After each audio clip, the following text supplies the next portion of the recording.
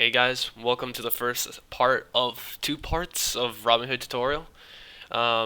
This will be the first video on my channel. This channel is mainly going to be financials, talking about stocks, options, and cryptocurrency. Maybe later on I'll branch out and talk about other subjects. For now, let's get right into it. So today we'll be talking about the investing app Robinhood, right? So, and how really it is to invest in the 21st century. So this whole corona or COVID-19 outbreak has led a lot of people to take a long pause and think about their future, and most of them use their stimulus checks actually to invest.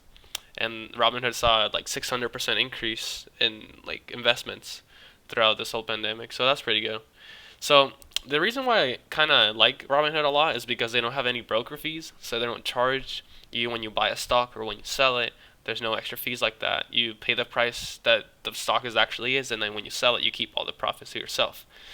It's not the same with crypto though. If you go into cryptocurrency, like for example, Bitcoin's $9,463 right now, and if you go on Google and type in Bitcoin price is at 9,465. So it kind of changed the price by about $2 or whatever. So it's not that much, but it's not the actual price for Bitcoin. They have to make something because crypto is not included. Um, Overall, in order to access Robinhood, you would have to create an account, and you can either download the app through the App Store, Play Store, or go to Google or Internet Explorer or whatever you use, and type in Robinhood. You create an account. It asks you if you're 18 years of old age. If you're not, you can always get a parent or guardian to create an account for you, and you could use it, connect your bank account to it, but like, is there information? So they would have to keep an eye on you or whatever you're doing. Um, yeah. So pretty much, Robinhood has a pretty cool display. For example, you get your day chart, week chart, month chart, and all that. You can get a stock watch list. So these are the stocks I currently own: UGAS, UCO, and so on. You get a watch list. So you're looking here, you see Starbucks, Alibaba, GE, Beyond Meat and stuff like that. You can add those and remove those as you like.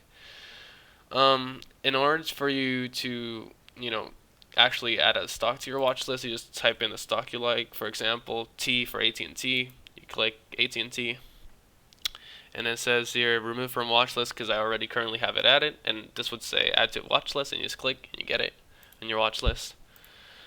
So Robinhood is a great investing platform if you're starting to get into investing, for example, and you don't want to pay too many like ridiculous fees, so you can keep your money and stuff like that. Um, there's a free stock link in the link below in the description, so you can click that and create your account, and you would get a free stock. Um, you have your portfolio, your cash management, messages. For example, I bought Bitcoin like a few minutes ago, and then you click on Bitcoin, and it tells you that you bought Bitcoin and your order has been completed. So it's just guaranteeing that you got it, like a message or notification. So yeah, and then you can go to your account, and in your account you can see like different how your portfolio is diversified. For example, what type of stocks you own, how much percentage of that is in the stock and stuff for on. You get also news articles that, like, for example, Trump executive order targets political bias in Twitter and Facebook. So Twitter went down 2.60% because of that news article. Stuff like that. You can see the top movers of the day or during the day, or whatever.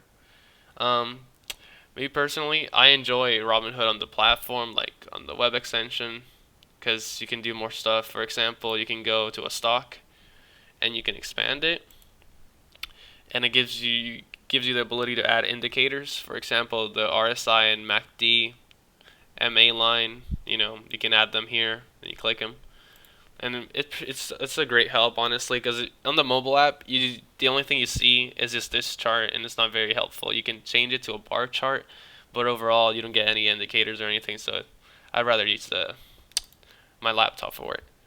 So yeah, that's pretty much the whole YouTube video for this. If you enjoyed the video, please leave a like, subscribe for future content. There'll be a second part later on talking about options and how options work and how to buy them and how to get access to them on your Robinhood app. So yeah, take care. See you on the next one.